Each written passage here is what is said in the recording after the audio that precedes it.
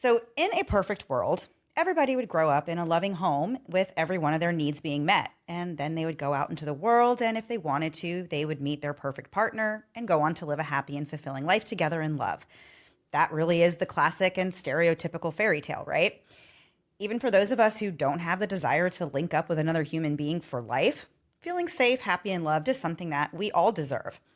Unfortunately, our world is far from perfect, and too many of us know all too well that life is often nothing like the fairy tales.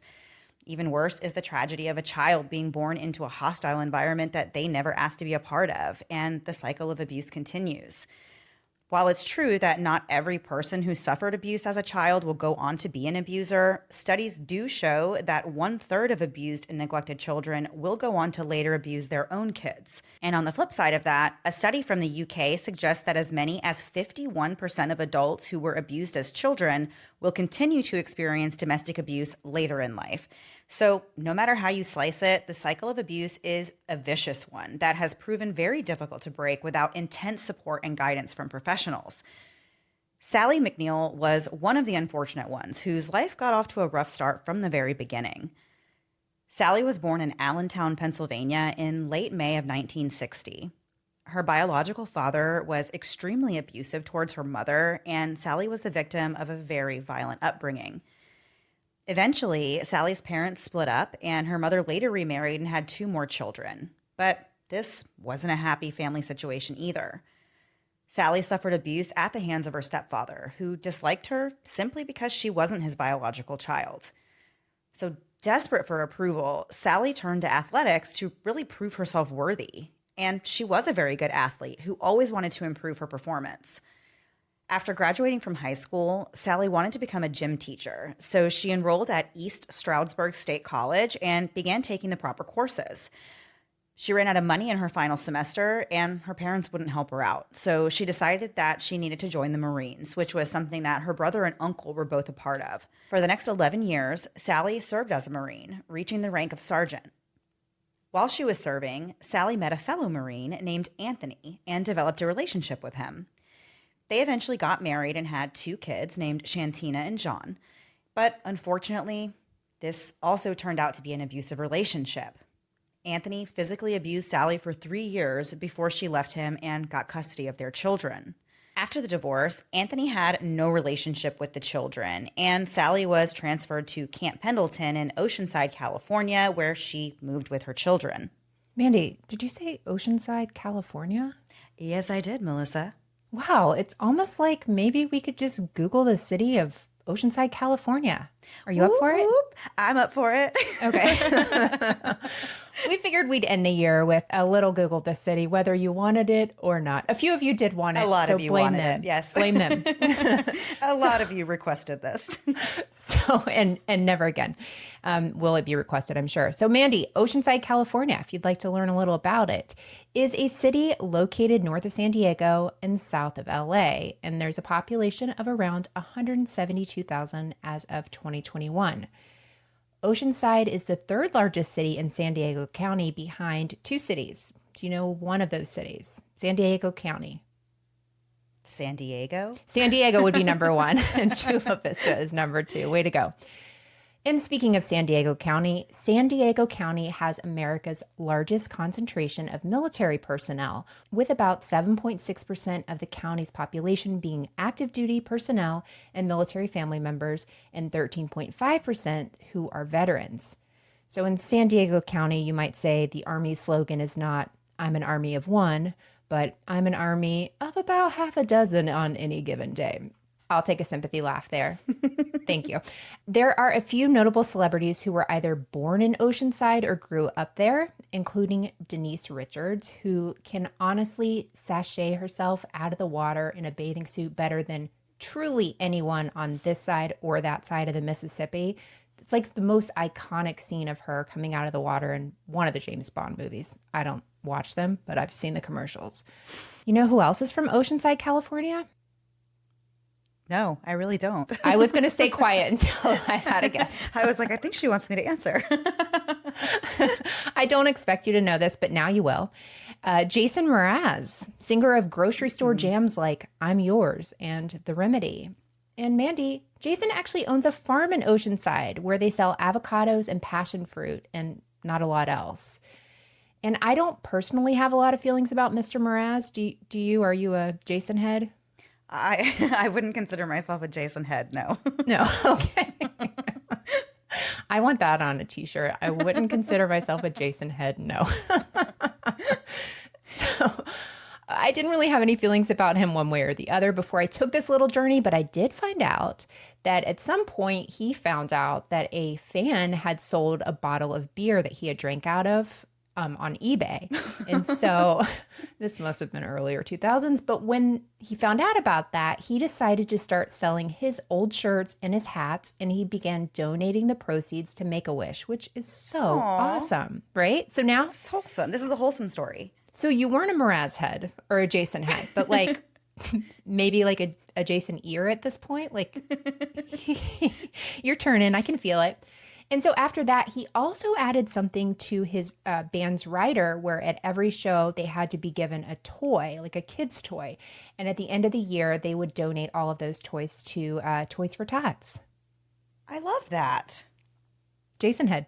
You're a Jason head. I am. That's something I never thought I would say. I am a Jason head. So Mandy, he's basically an angel. And after that, I was like, well, I have to get my favorite Jason head some Jason Mraz avocados. And so that's how I ended up on Mraz Farm's Instagram. And Mandy, unfortunately, I found out that I could not buy you a box of Mraz's plumpest avocados. So sorry. Aww. And that's because right now they aren't available online. But there's a very, very good chance that one of Jason's avocados is already inside you. I know it's inside me. And that's because he sold this year's harvest to Chipotle where they are used in the guacamole. And thus ends maybe the last Google the City of all time. Bravo, Melissa. Thank you. That was quite an encore of Google This City. I absolutely love that. Oh, I'm okay. Okay, so yes, back to the story. So at some time while Sally McNeil was in the Marines, she discovered the sport of bodybuilding. She really wanted to be stronger and better able to protect herself. As I said, she had kind of grown up with a history of violence and abuse. So she started training and lifting heavy weights with this goal of just becoming stronger. In the summer of 1987, she heard about another Marine who was also into bodybuilding, and that was a man named Ray McNeil. Sally's friend told her that Ray had just arrived from Japan, and he was also a sergeant in the Marines, and he was interested in meeting Sally. Sally agreed, and their first meeting was a whirlwind. Sally called it lust at first sight. Not even love at first sight. She's just admitting that, like, right off the bat, she just saw him and was instantly like, I gotta have that man. That's pretty much how she was about him. She said that he was just a beautiful hunk of a man. He was very polite and kind, and it was really just his good looks that made her notice him. Right. And that was really the case with a lot of people who first met Ray. He had these amber green eyes, dimples, and what was called a $1 million smile. But the more Sally got to know Ray, the more she started to believe that he actually might be a really great stepdad to her 2 children as well. Ray was from North Carolina originally. He was born in 1964, making him just a few years younger than Sally. Ray's mother was unable to care for him, and when he was 2 weeks old, his aunt took over raising him. He was extremely athletic, just like Sally, and he played football in high school where he was all conference and all metro. I had to Google that. All metro, I guess, is when the coaches in your area actually vote for somebody to be like the best of the best. So it's not just from your school, it's from like the county, I guess. Okay. And if we're wrong, it's okay. It's all metro. Believe in your heart what you think it is. So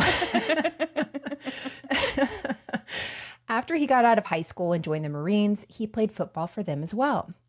Ray began bodybuilding in 1983, so he was pretty advanced in the sport by the time he met Sally. And Ray was pretty good at it too. At the height of his career, he was among the top 20 professionals in the nation in his weight class. Since Sally was starting her own bodybuilding journey, that was one of the things that she and Ray were able to connect on. Eventually, the couple got an apartment together off base and lived with Sally's kids there. Ray and Sally got married in 1987. And it was obvious to everyone that Sally was super in love with Ray. Some even use the term obsessed. But no matter which way you slice it, Sally was 100% devoted to Ray. Even Sally's kids seemed to like Ray at first. Santina said there were a lot of good times early on, and she was even comfortable enough early on to call him Dad. Sally and Ray continued to bodybuild together, and on February 14th, 1987, Sally competed in her first bodybuilding contest, the Armed Forces Bodybuilding Championship, where she won 4th place. A few years later, in 1990, Sally and Ray won the Armed Forces Bodybuilding Championships. It was actually the first time that a husband and a wife won separate individual events, and it was a huge deal in the community. By this time, it was pretty much a given that Ray would turn pro. And it's not easy to become an IFBB professional. I don't know this, but I know Mandy does. I know it takes a lot of dedication for the sport and can take years of trying. And Mandy, you have a note that you know people who have competed 20 years before going pro. For sure. I am such a quitter. Me too. There's just no way I could ever make it that long. No, like in my body? My body's supposed to make it that long? Honestly, I would just assume that it wasn't meant for me. Like I admire the dedication that people have when they spend that long pursuing a goal. But yeah. Yeah, I don't think I'm that special. So I'm pretty quick to be like, no, this isn't going to be, this isn't for me. But it's amazing. So Ray had a long-term goal of not only going pro, but also making it to the Olympia stage and winning Mr. Olympia. So the way that it works in bodybuilding is that you compete in small local shows first. And when you win these local shows, you become qualified to compete at the national level. And that's where you are judged next to the best bodybuilders in the country from all over the country, from every different state. So at these national level shows is where people earn their pro status. And then once you are a pro, you can only compete in pro level competitions. So the highest honor in the sport is to compete in the Mr. Olympia contest. And that's where like the top athletes from all over the world share the same stage to find out who is the best in the world. So for Ray to have this dream of winning the Mr. Olympia title was really, really ambitious. You're talking like only one person per year wins this title from the entire world. So he has his sights set very, very high. And it shows, how serious he was about the sport. In order to make it to this level in bodybuilding, you literally have to dedicate your entire life to it. And you have to be willing to do whatever it takes, even at the cost of your own health. So for those of you who know who Arnold Schwarzenegger is, that would probably be everyone. He won. Yeah, I was like, that is a weird, weird way to start that. But maybe we might have a few listeners who don't know who he is. Oh my gosh, the youths! I forgot the youths might not. Well, some people might be like the politician. But he was too. He was too. Both. But they might think of him that way first. But he actually won the title of Mr. Olympia 7 times. So by early 1991, Ray was leaving the Marines and pursuing his dreams in bodybuilding full time. He worked as a bouncer at clubs in the evenings, which left his days open for meal prepping and eating right, and of course, getting his workouts in. Sally continued serving in the Marines because it provided an income, which obviously is necessary with 2 kids to raise, but also because bodybuilding is a very expensive hobby when you're doing it at this level. The biggest cost for people trying to achieve worldwide recognition is the money they have to spend, unfortunately, on steroids to get them there. And that's really incredibly expensive on its own. But each competition also adds up in cost when you're factoring in the registration fees, the services you pay for, like your tanning and your makeup. If you travel expenses in your hotel room. People also get posing lessons. Of course, people are paying for coaches and nutritionists to get them to the level of a pro. So there's a lot of expenses. And as such, money was always really, really tight for Sally and Ray. Sally would take the kids on dumpster dives looking for cans, which they would then turn into the recycling plant in exchange just for the littlest bit of money. But the sacrifices that they made paid off for Ray in a big way. In May of 1991, he won the California State Bodybuilding Championship after all 9 of the judges unanimously chose him as the first place winner. An MC later told the North County Times that Ray was so far ahead of all the other guys, and the other guys weren't even weak. He said that Ray just had these incredible genetics and a very clean-looking physique. At this time, he weighed 235 pounds at 5'10", and his biceps were 20 inches around, and his calves were 29 inches around. So that probably doesn't mean anything to most people listening, but he was definitely a massive man. So like just for like perspective, I think my biceps are like 12 and a half inches around. So his were like almost twice this, his arms were almost twice the size of mine, like literally Whoa. twice. Yeah. Mine are like definitely like 15, easily 15, 16 maybe. I don't know. It depends on if I ate some chicken that morning. Yeah. So, but Ray was very big. He was very strong and he could squat 700 pounds and that's just insane. It makes me sound really silly for like saying that I can squat 155 pounds. I'm super proud of that. You should be. That is wild, Mandy. Yeah. I don't. It's not like that wild, but don't say you're a clown for that because the rest of us are out here like. Sometimes I struggle to squat to pick things off of the ground, right. And I just use my toes to like throw it up. Yeah, so squatting 155, take a bow. Yeah, well, there you go.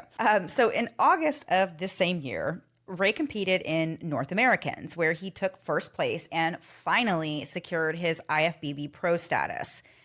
From that point on, his name and face were plastered on magazines, and his stardom really took off. Ray also had dreams of becoming an actor, and he performed at local comedy club open mic nights. However, even as a professional bodybuilder, money just really is not part of the deal unless you win the big shows such as the Olympia. So finances were still tight for Ray and Sally even after he became a bodybuilding professional. Sally began doing extra things to bring in more money, and she focused on using the skills and strengths that she already had. And I mean that figuratively and literally.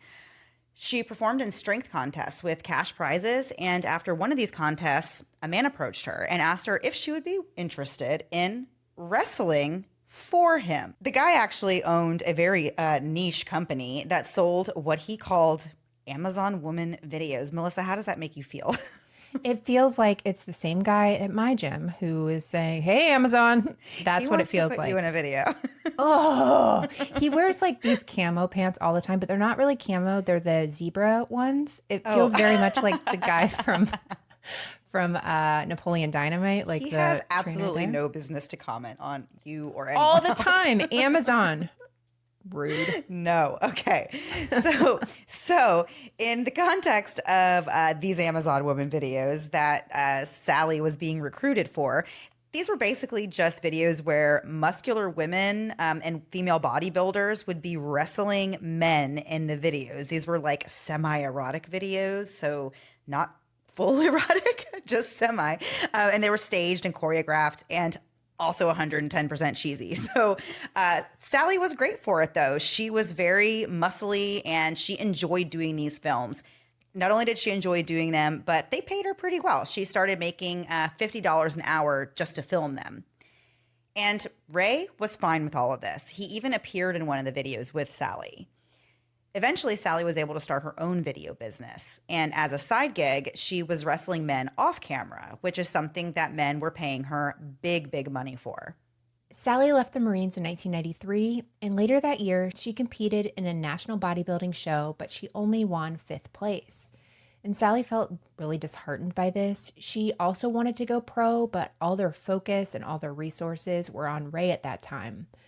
On top of that, Sally was making way more money doing the wrestling than she could ever make as a female professional bodybuilder. So it really didn't make much sense to put her energy and honestly more money that they didn't have into that. Later in 1993, Ray qualified for the Mr. Olympia contest after years of training for his chance to shine. And Ray was beyond excited to be among the top bodybuilders in the world, and he could not wait to get up on that stage. But he ended up having the win taken out of his sails when he placed 15th in the contest, and this made him extremely angry. But Ray continued to push onward and went back to the drawing board, going into an off-season where he focused on working out harder to get bigger and bigger muscles, all with the ultimate goal of taking the Olympia stage again one day. 2 years later, in 1995, he was ready to give it another shot. The competition was held in mid-February, and Ray had been taking 5 different steroids to help him attain the type of physique necessary to place well in the Olympia. At this point, it's important to talk a little about what steroids do to a person. And if you're on our Patreon, patreon.com/momsandmurderpodcast, we talked about a similar situation in this past month's Patreon bonus where steroids begin to really affect the person in the story. So this might be a little bit of a recap for those of you from Patreon, but we're not here to give you a biology lesson, and we'll keep it short and sweet, but there's definitely some bad that's in there with the good when it comes to steroids. So the question, do they work to help you grow quality, developed muscle, and reach competition level conditioning? Yes, but they come at a huge cost to the user. Side effects of anabolic steroids include high blood pressure, blood clots, heart attacks, nerve damage, hormonal disruptions that lead to a host of their own problems, and more. Additionally, there are noticeable psychological effects as well, including irritability, mood swings, depression, and if someone's already suffering from these conditions, adding steroids to the mix is almost surely to make it worse. And we still have so much more to get into this story after a quick break to hear a word from this week's sponsors. Okay, so before the break, we were talking about Sally and Ray McNeil and the type of relationship that they really had with each other. They spent a lot of time together bodybuilding, but the main focus was on Ray, who had this goal of turning pro, which he did. We were just kind of ending off talking about the fact that he was taking several steroids at the time to get him where he was and the side effects that those steroids can have on a person. So according to Sally, Ray had really always been abusive towards her, even from 3 days right after their wedding and onward. On that day, Ray actually punched her, leaving her with a busted lip. And he apologized and swore that he would never hit Sally again, and she believed him. But she says that the physical violence didn't stop. Like many abuse victims, Sally said that she always believed that she could eventually get him to love her enough to stop hurting her. And because she'd really grown up witnessing her own mom being abused, that was part of the reason that Sally kind of thought this was normal, and that was just something she had to accept in a relationship. In addition to the physical abuse, Sally said there was also infidelity on Ray's part. Over time, fights between the couple escalated to higher levels of violence, and broken bones even became a regular occurrence. On 5 separate occasions during their marriage, Ray broke a bone in Sally's body. He broke a toe, her nose, her hand, her tailbone, and one of her ribs, which actually resulted in a punctured lung. Sally's daughter, Santina, was even witness to one of these instances. Ray was also allegedly sexually abusive towards Sally, and he would choke her frequently during his many attacks against her. And witness to all of this were Sally's young children. At the time, Santina was about 11 or 12, and John was 9. Santina described her stepdad as being a Jekyll and Hyde type. She said he would be fine 1 minute and then really scary the next. And she has confirmed that Ray was extremely abusive towards her mom, Sally, while they were married. And Ray's outbursts were more than just yelling and screaming. Sally said that when he flipped his switch, Ray looked like a bull, and his nostrils would flare, and he would just start saying these horribly cruel and degrading things to her. She kept all this to herself at the time and didn't reach out for help or tell anybody. And it was hard for her, to really watch as others around thought that they were in a great relationship and that Ray was just the nicest guy in the world. Sally said that Ray would come home in a bad mood sometimes and just unleash on her, but nobody really had a clue that was what was going on behind closed doors. There were signs of trouble, though, if anybody had been paying close enough attention. In August of 1990, the same year that Sally and Ray both won that Armed Forces Bodybuilding Championship, Sally was issued a temporary restraining order against Ray. In her report, Sally stated that Ray beat her on July the 3rd. She said, quote, "My husband punched me in the mouth, hit me on both sides of my head, and threw me around on the floor," end quote. This case ended up being dismissed after neither one of the McNeils showed up for a court hearing. In 1991, police were called to the McNeil home on a report of a domestic violence, but nobody was arrested that day. The couple's apartment manager also said that Sally often called her to report damage that had been done by Ray in their apartment during these fights that they would have. And the apartment manager did say that she occasionally saw bruises on Sally as well. Additionally, one of Ray's close friends told Netflix that the majority of people who knew Ray thought that he was a kind and gentle giant, but he did have a short fuse and you did have to be cautious about how you approached him. Another person witnessed 2 incidents outside of the Camp Pendleton gym where Ray knocked Sally down and kicked her. And Ray wasn't just abusing Sally either. He was also terribly abusive towards her kids, Santina and John. And he was particularly awful to them when Sally wasn't around. Sally really became acutely aware of the danger she was in when she learned that one of the women she had competed against in a bodybuilding contest had been killed. The woman was strangled to death by her boyfriend, and it was like a light bulb moment for Sally. She thought, quote, "Oh my gosh, that could have been me," end quote. It was at that moment she believed that Ray was going to kill her one day if she didn't get away.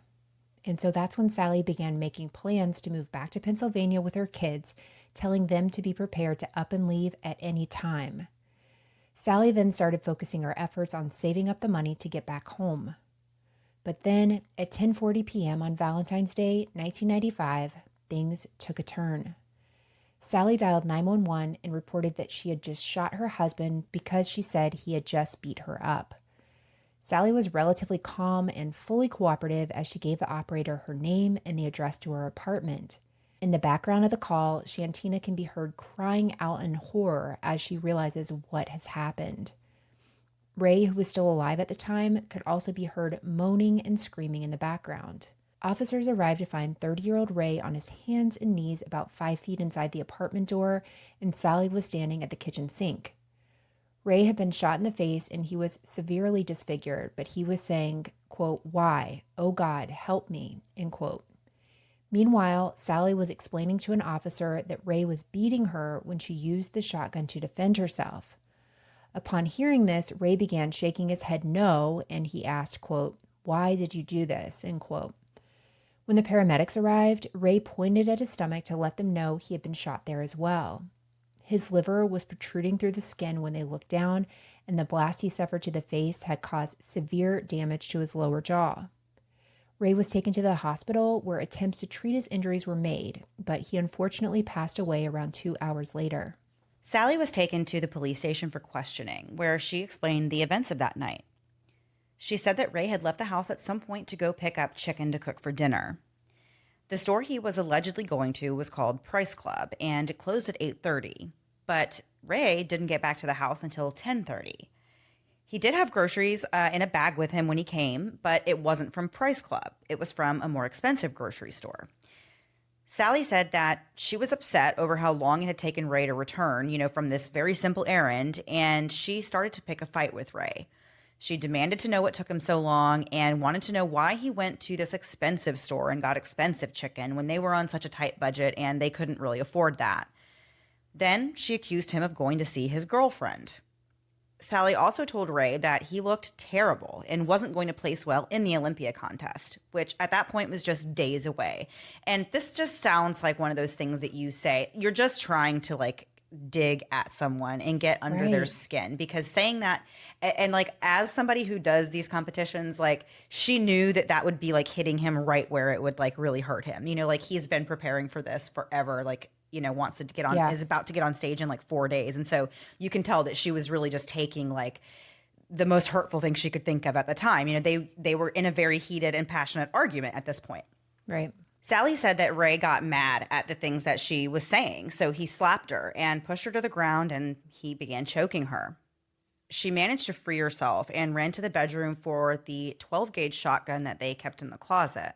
Sally loaded one shell into the gun and cocked it, and then she made her way back into the kitchen where Ray was cooking the chicken that he had just brought home.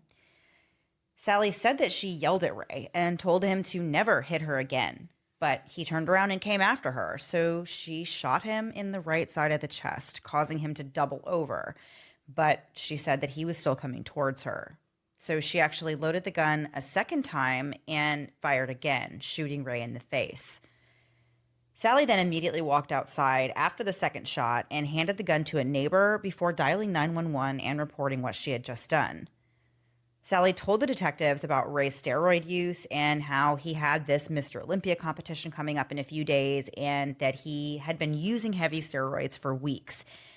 When the police asked her if she herself took steroids, she told the officers that she had done them in the past, but it had been several months since she had taken anything. Other than that, Sally was completely cooperative and very forthcoming with information. At that time, during this interview that she's having with the police, she wasn't yet aware that Ray had actually died. Remember, he was alive and talking when she last saw him being loaded into the ambulance at the house. But at the end of the first interview with the police, they did inform her that Ray didn't make it. And when Sally gets this news, she does break down crying.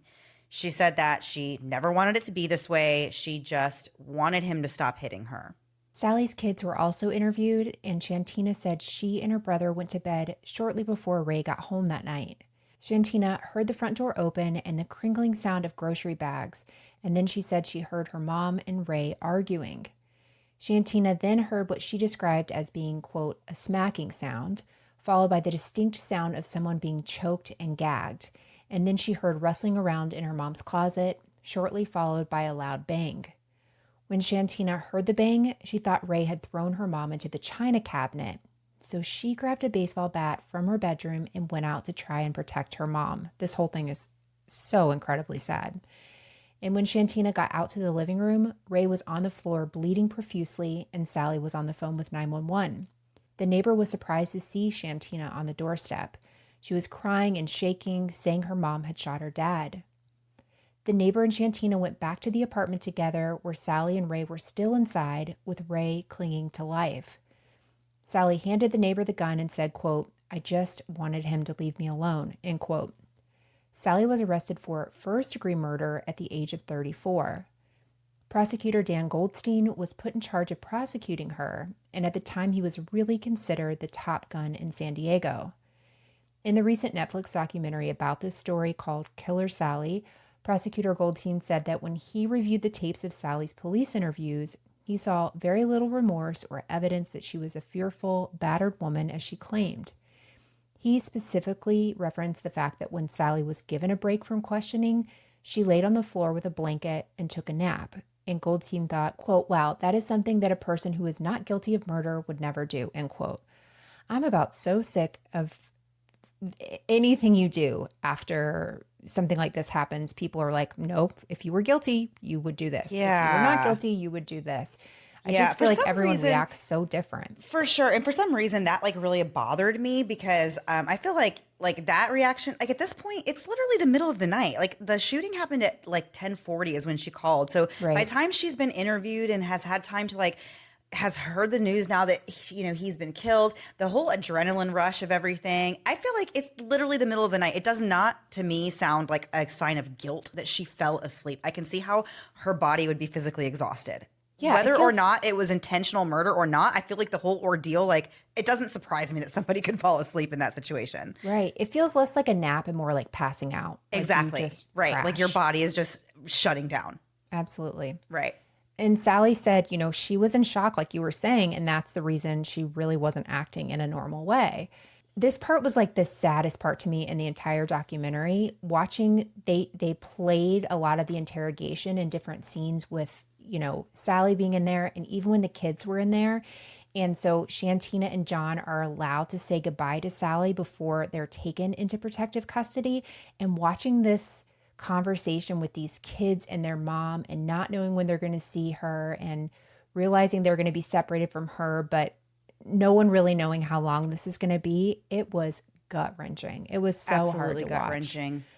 And so they ended up being placed in the care of Sally's mom in Pennsylvania. And remember, that's what Sally basically said the whole time. They were trying to get to Pennsylvania. So she, in this interrogation room, is basically saying to the kids, you'll just be there a little before me. I'll be behind you, that sort of thing. And just, wow. It was heartbreaking. So terrible. Yeah. So in the aftermath of the shooting, there was a lot of gossip and many questions about whether it was possible that the root cause of everything was the steroid use going on in the house.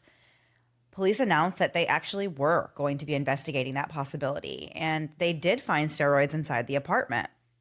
Toxicology tests later proved that Ray was taking at least 5 different steroids at the time of his death, and there were no other controlled substances in his system.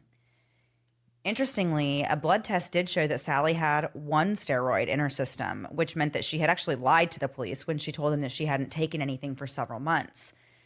But all in all, it was determined that steroids played only a small role, and both the prosecution and the defense thought there were other reasons that led to Ray's death that had nothing to do with steroids at all. Authorities had a hard time believing Sally's story. They felt that the shooting wasn't a self-defense, and instead it was an intentional and thought-out shooting. They just needed to gather the correct evidence to prove this. So they began by looking into the domestic violence history between the couple. It was very clear that Ray did have a history of abusing Sally, but investigators also found documentation showing that Sally had been abusive in the past herself. She had actually been arrested for pulling a gun on her first husband and shattering the windows in his car with a crowbar. In another instance, she dropped a 70-pound weight on Ray's car from a balcony while he was trying to leave. And then there was the time that she fought the police when they came to do a welfare check on her children, and she ended up being sprayed with mace this time. And in yet another instance, Sally was suspended by the NPC, which is the National Physique Committee, and that's the body that oversees all these bodybuilding competitions, because she physically attacked a spectator at one of the events because she thought the woman was having an affair with Ray. Ooh. Yeah. So reminder, Sally was obsessed with Ray. We kind of touched on this a little bit in the beginning of the episode, but she was totally in love with him and totally devoted to him. So when she had a reason to believe that somebody was trying to move in on her turf, she really went on the attack. And that wasn't all. Investigators also learned of a time when Sally assaulted a police officer after the bouncer at a nightclub told her to stop dancing on a table. And she, quote, went berserk, and the police were called, and Sally continued to be combative with the officers. Sally's own children admitted that their mother could be aggressive towards Ray and towards others, and that most of the fights between their parents were about Ray's infidelity. And speaking of infidelity, as it turned out, Ray did have a girlfriend at the time of his death. According to Ray's friend DJ, Ray had met a woman named Marianne at the gym, and they started going to lunch together, but ended up in a relationship of their own. And DJ says that it was Marianne that really had Ray's heart, not Sally. Ray would tell DJ that he wanted to leave Sally to be with Marianne, and that he wanted to spend Valentine's Day with Marianne instead of Sally. Police obviously thought that this sounded like a good motive for Sally to murder Ray, but they'd have to prove it forensically. As part of the investigation, a reconstruction of the crime scene was created, and it was determined that Ray couldn't have been coming towards Sally when she shot him in the face. Blood spatter analysis concluded that Ray was shot when his head was close to and in line with the couch cushions, so his head was no more than 20 inches from the floor when that shot was fired. Furthermore, evidence at the scene suggested that Sally actually went back to the bedroom to get the second round before reloading the gun and shooting Ray the second time. This was determined because they found one expended shell in the master bedroom and the other was still in the shotgun. Sally told them she reloaded the gun in the living room, but that didn't add up with the fact that there was a spent shell in the bedroom. Prosecutors felt that the second shot to Ray's face proved that Sally wanted him dead, and it was premeditated, because she had time to think about what she was doing before she reloaded and fired a second time. Sally had alleged that Ray attacked her and choked her that night, and she had fingernail scratches a 1/4 inch long on her neck. Investigators were hell-bent on proving that the scratches did not come from Ray, so they actually had his body exhumed so that his fingernails could be examined. Wow. I've heard of them exhuming bodies for multiple reasons, but I have to say, this is one that I was surprised. They were like, let's just exhume the body and look at his fingernails. And that's like it's not, I feel like exhuming a body is it's a big it's not something deal. you're right. It's not something you just do. So for them to do that, they really, really definitely wanted to prove, they were really trying to prove something there. And so they actually did have it exhumed, and his fingernails were examined, and it turned out they were too short to have caused these scratches on Sally. And an expert determined that her injuries were not consistent with strangulation, and they may have been self-inflicted. And lastly, this is something that definitely, Mandy, you and I agreed did not come up in the Netflix documentary. It was learned that Sally checked up on a $100,000 life insurance policy just 5 days before Ray's death. She actually asked about upgrading the policy, of which she was the beneficiary. And 2 days before the shooting, she asked the person who originally sold them the policy if it was still good. And then, the day after the shooting, Sally called a friend from jail 4 times asking about the insurance policy. She wanted her friend to go to her home, get the policy information, and make a payment on it before it expired. Wow. This is like so wild. And like you said, this definitely did not come up in the Netflix documentary or the show or No. whatever. Such a wild little piece of the story that kind of turns it a little bit for me. So yeah, Absolutely. I'm going to reserve my final thoughts for the end of the episode. But yeah, I definitely have thoughts on that. Absolutely. I do as well.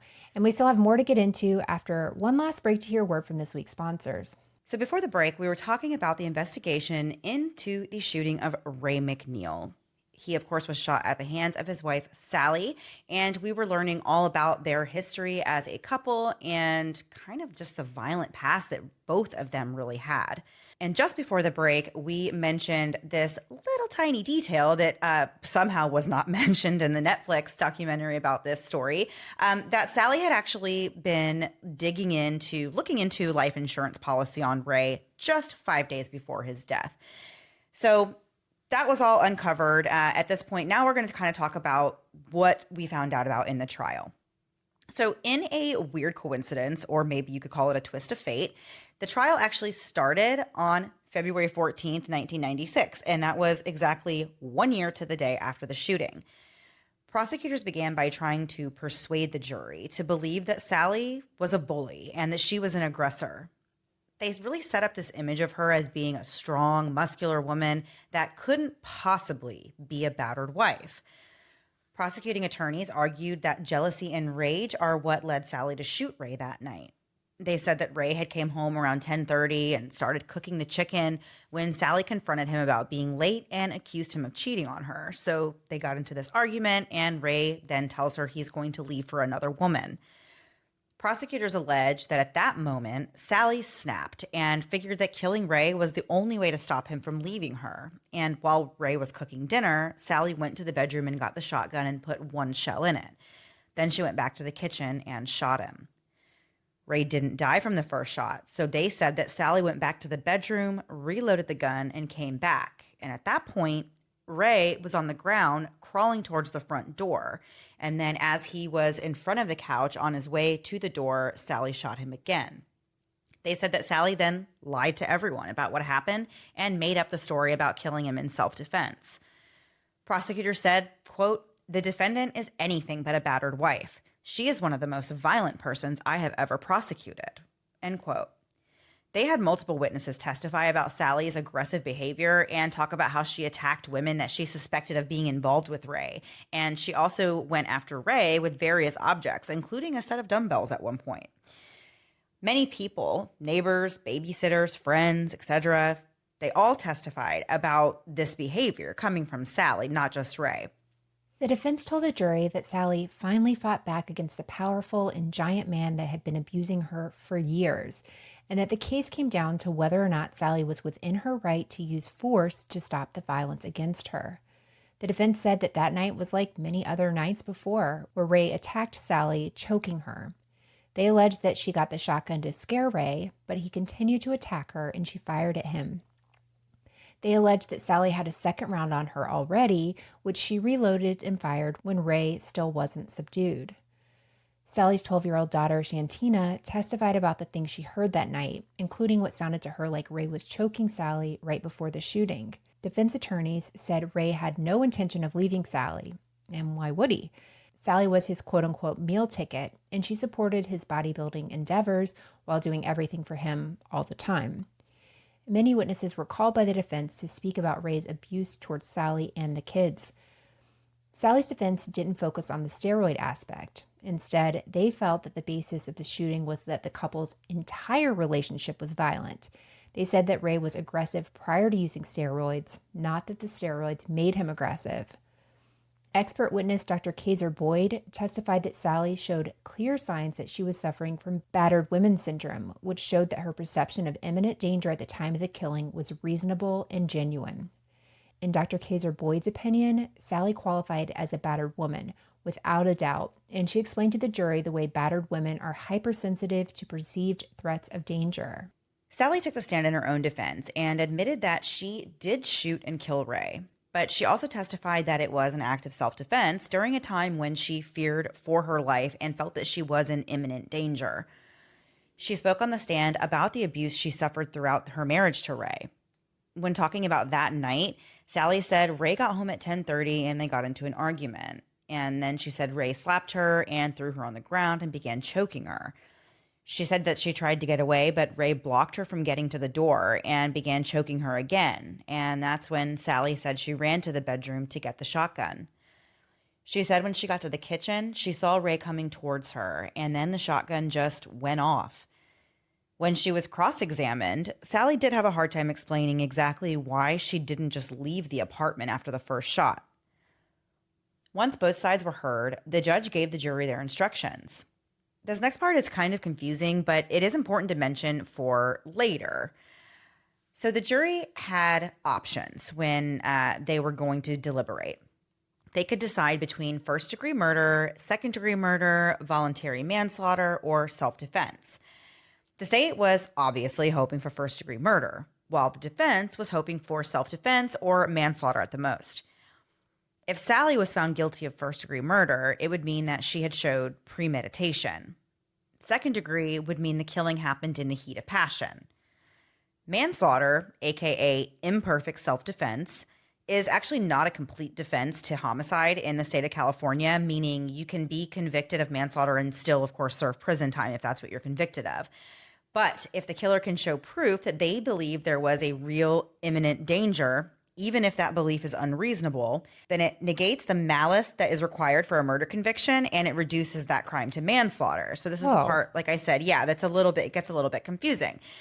So self-defense, which is also known as the perfect self-defense, would mean that Sally didn't have to serve any time because the killing, according to the jury, was justified. So this verdict would require the jury to have a reasonable belief that Sally had to either defend herself or suffer great bodily harm or death. Although the court did allow Sally to present evidence that she suffered from battered women syndrome, the judge instructed the jury not to consider that evidence in determining the reasonableness of Sally's belief in her need to resort to self-defense by fatally shooting Ray, which makes zero sense at all. Why are you allowed, like you were saying in your notes here, why are they even allowed to bring it up if that can't be a way to even use the manslaughter, aka imperfect self-defense argument? So right. Then what was her defense there? Then there is none. She has nothing to stand on if you're taking that from her in deliberation. That doesn't make any sense. Before the trial, the state had filed a motion to prevent the jury from considering the battered women syndrome evidence when determining whether or not she had a reasonable belief in imminent danger.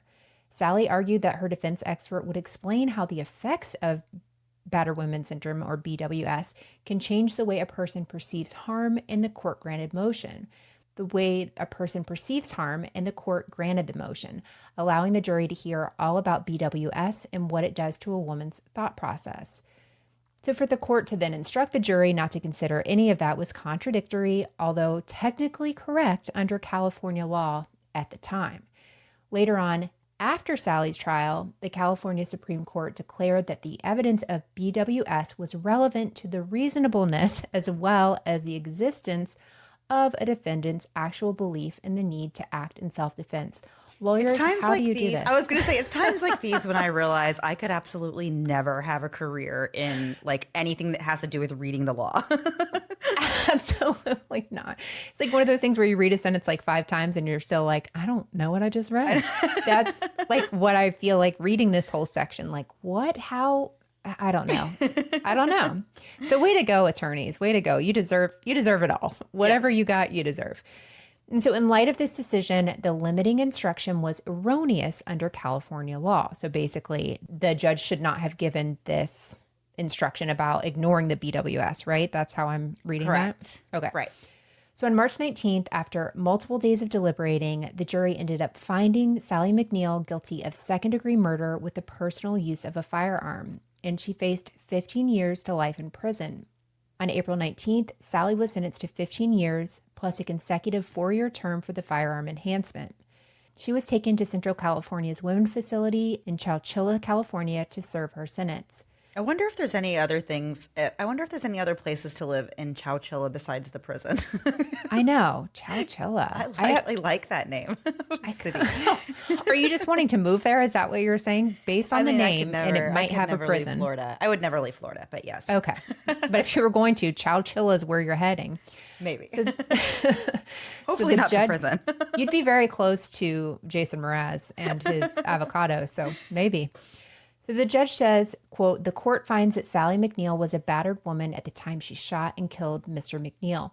But Sally McNeil was also a violent person. She murdered Raymond McNeil in a brutal manner. Ray McNeil did not deserve to die. Ray McNeil did not deserve to die in this way," end quote. After her conviction and sentence, Sally appealed and argued that by limiting the jury's consideration of the battered women syndrome evidence presented at the trial, the court prevented the jury from considering evidence that was relevant and that supported her claim of perfect self-defense.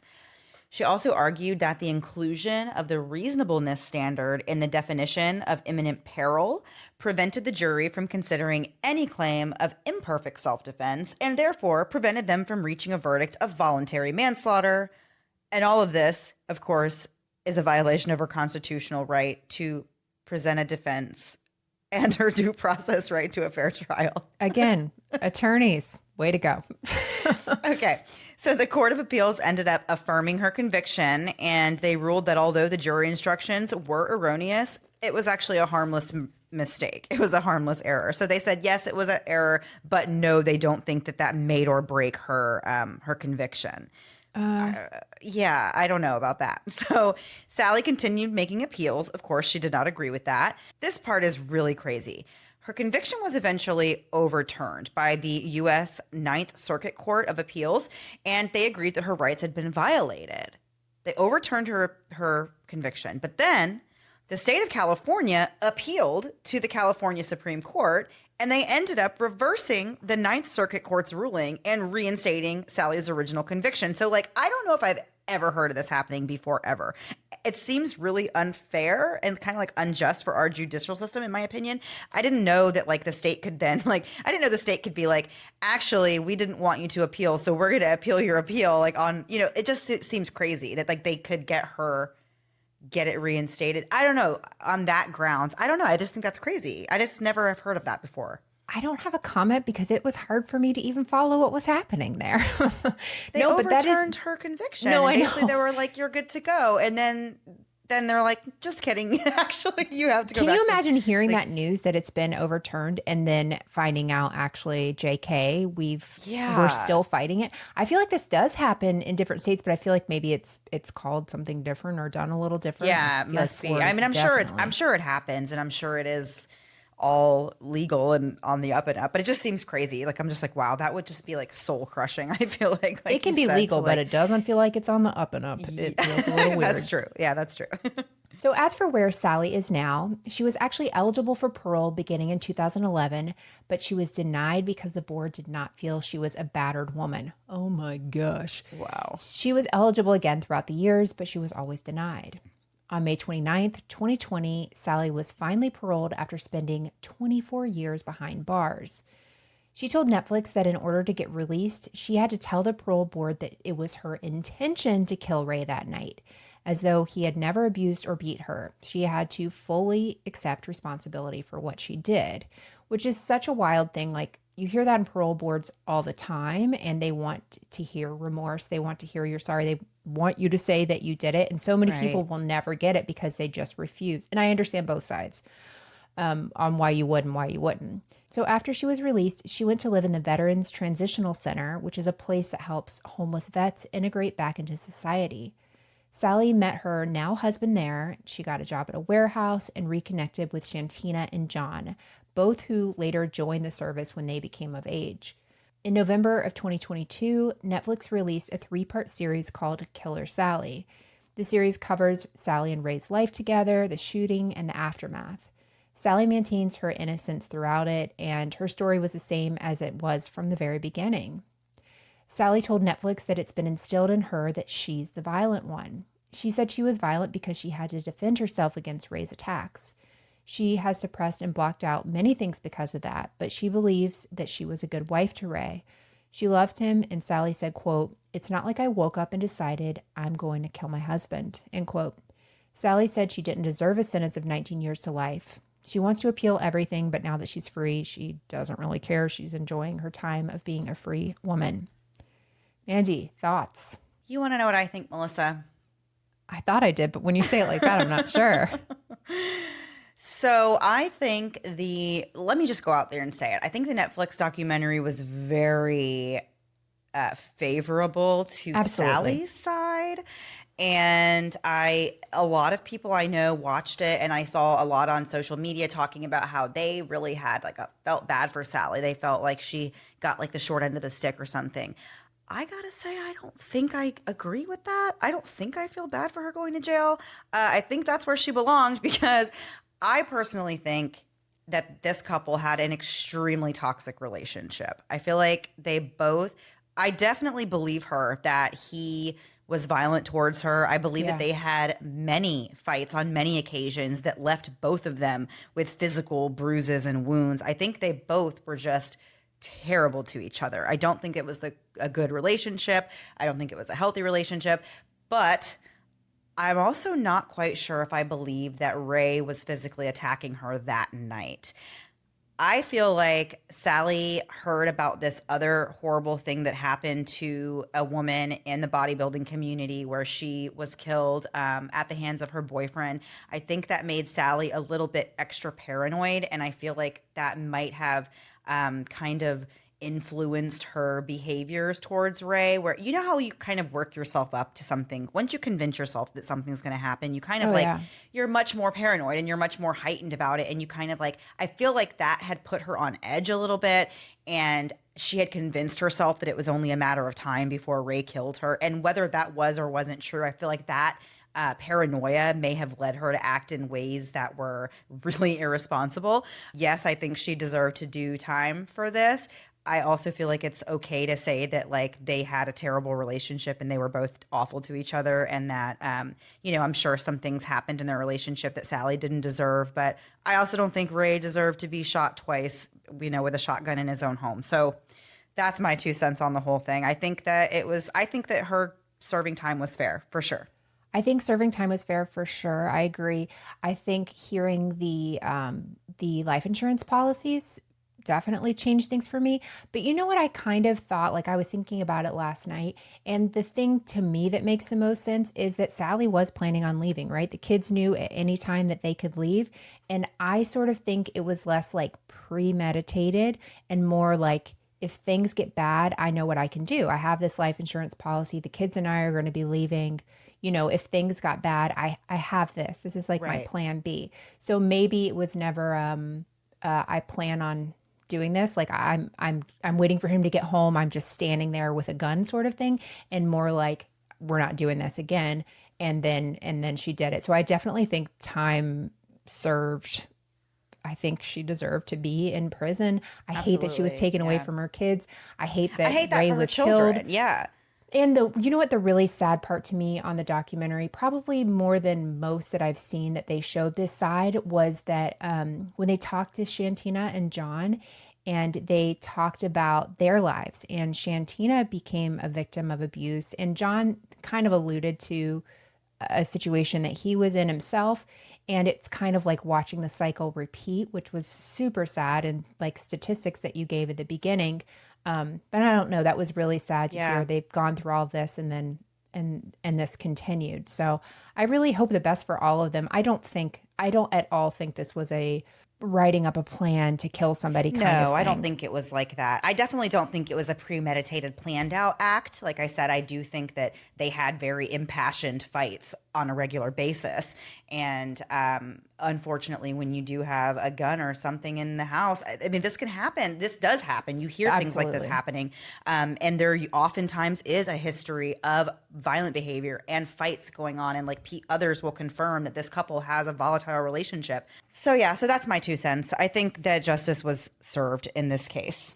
Yeah, for sure. So Mandy, we are going to move on to Last Thing Before We Go. And if you're new to the show, Last Thing Before We Go is a time that we kind of do a little something different than the episode, a little palate cleanser. And what we're going to do is reflect back onto last year's end of year New Year's resolutions and then give our new ones. Mandy, last year, if I remember correctly, you were taking up roller skating. I was. How'd that go? Well, it didn't go well. I think I roller skated until about February 5th. Yeah. And I stopped. But I promised these lovely listeners of ours, I would do a choreographed dance on roller skates. Why did I do that? Why did I say I would do a dance on roller skates? I forgot you said you would do that. So why are you doing this to yourself? Well, because I love everyone and I am going to give them what they want. So I am going to get my skates on, Mandy, and I'm going to take a little clip of me on the skates dancing, quote unquote. I don't know if it's going to be any good, but this is what I'm going to do. I promise the people. Honestly, it's going to be good. It doesn't matter if it's like talented or goes well or makes sense, but it's going to be good. You have to pick a soundtrack. You have to pick a song for me, and I have to figure out what to do. But I'm going to make that happen, and we're going to put it on social media so that everyone can laugh along. Perfect. Everyone can laugh at me. Okay, I want to think of songs. Actually, give us song ideas, and we're going to pick something. That's a good idea. I like it. So, Mandy, in the new year, what are your plans for 2023? I'm not making any because, as you can see, I'm horrible at it. And you know what? I don't like resolutions. I don't like. We've done this every other year where we're like, absolutely, I'm not going to do it. And then I'm not going to do it. We got real positive last year and cocky, I think both of us could say. Yeah. And this year, you're just not doing it. I'm just not doing it. I'm just not making a resolution. I haven't even thought about it. I don't have anything I really want to do. Bad enough. You're saying you're perfect the way you are. I'm saying that I'm perfect the way I am. Yes. I like you the way you are. Never change. Okay. Melissa, how is cleaning my toilets every day going? Honestly, what a juxtaposition those two are. Well, I'd love to tell you I was successful, and I also probably quit in February. I mean, I feel like they're in good shape. They're not in bad shape. But in May, one of our bathrooms, like my husband redid our vanity in there. And by redid it, it's like a single bathroom. We live like in an older house, so it was just like back when the primary bathrooms were like walk in, pee, stand in the shower. They're all like right next to each other. So this is a tiny vanity. Mandy, he just finished it 2 weeks ago. It was out of commission. One of our bathroom sinks was gone from May, no lie, until literally a week ago, where people don't even go in there to use it because we aren't used to it. Like, it's just not even on the table for people to use it. So I got a little thrown off, which you would think would mean if I only had to deal with one, I would do better, but I didn't.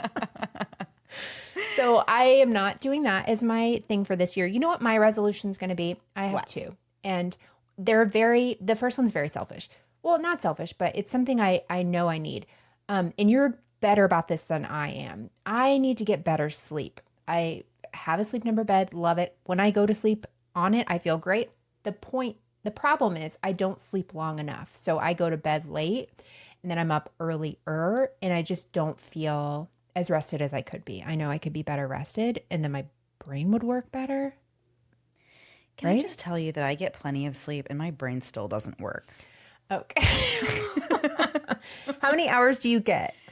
I get about 6.5 to 7 hours of sleep a night. Oh, okay. Yeah, so it's not like a ton. It's not like I'm sleeping like 10 hours or anything. Yeah, I was thinking it was way more. No, I normally go to bed around, so I put my phone on Do Not Disturb at like 9. At 9, it goes on by itself. It goes into sleep mode, so I don't get notified. If I pick up my phone or I happen to be like on it or looking at it, then I will still like get messages and stuff. But like sometimes I just like set it down and just want to watch TV or something. Yeah.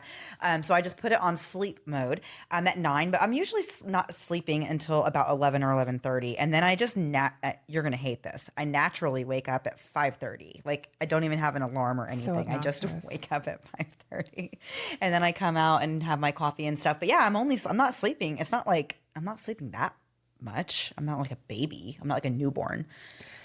I feel like I sleep like a newborn, but the negative one where like you're up every couple hours. My son, Mandy, I've gone through probably 4 months of sleeping in my own bed, and it's wonderful. Like, he doesn't want me in there anymore. Like, that used to be a whole thing. And the past 2 nights, that child keeps calling me into his room because he's scared. I don't know of what. Oh. But I know, but like, he's my baby too. So it's kind of like, okay, if you want me to. Yeah. But I know I'm going to get stuck in it again. And then I know Rick Astley is going to come back into the picture and I can't cycle through this again. So 2 nights of me sleeping in there, and I'm like, my New Year's resolution is better sleep, because there's something about sleeping on a king size bed with somebody who sleeps in a corner of the bed, basically on top of me, and does not move move over. And I literally have to roll his sweaty body into the middle to get, it's crazy. Let me tell you, I wonder if it's something about this age, because my youngest is about the same age as yours, Right. as your son.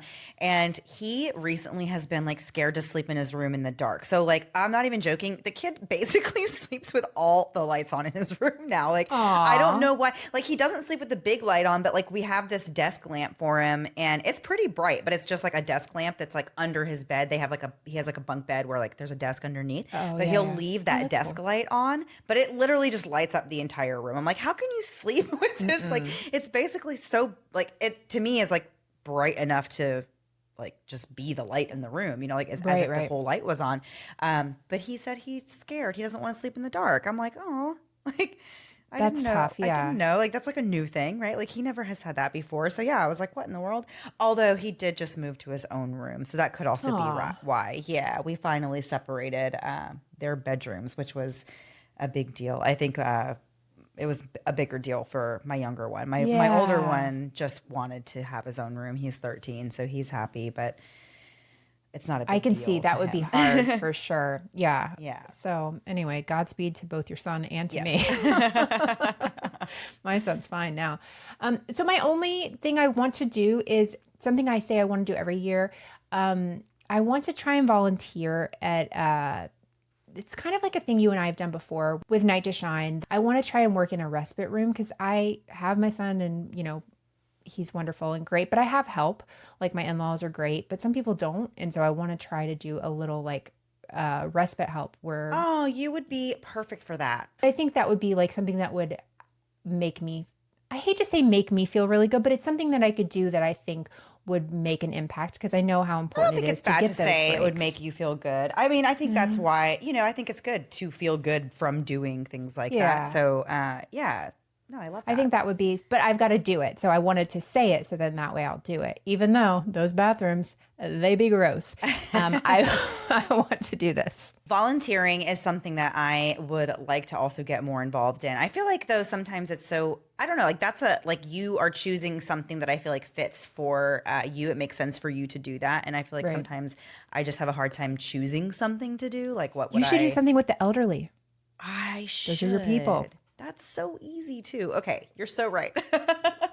Perfect. Well, thank you for the idea. Guess what, guys? Melissa. She has. Yeah, we both have our. I have a New Year's resolution now. There you go. I wasn't going to make one, but now I have one.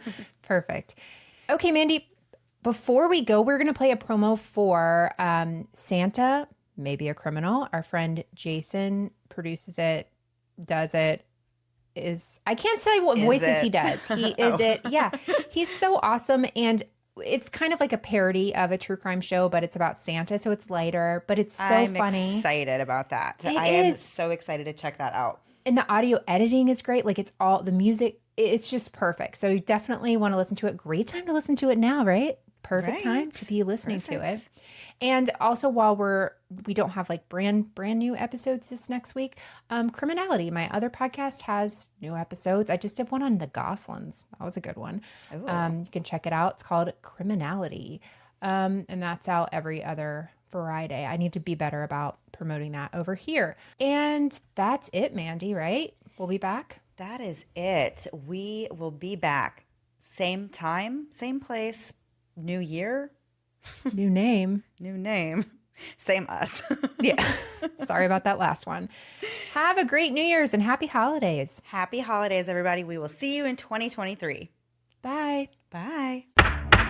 We're here in the matter of the United States of America versus Following is a collect call from a person presumed nice until proven naughty.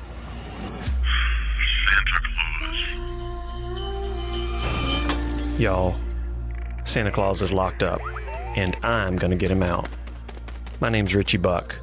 I'm an amateur podcaster and investigator. I'm an Investipodster. I came up with that.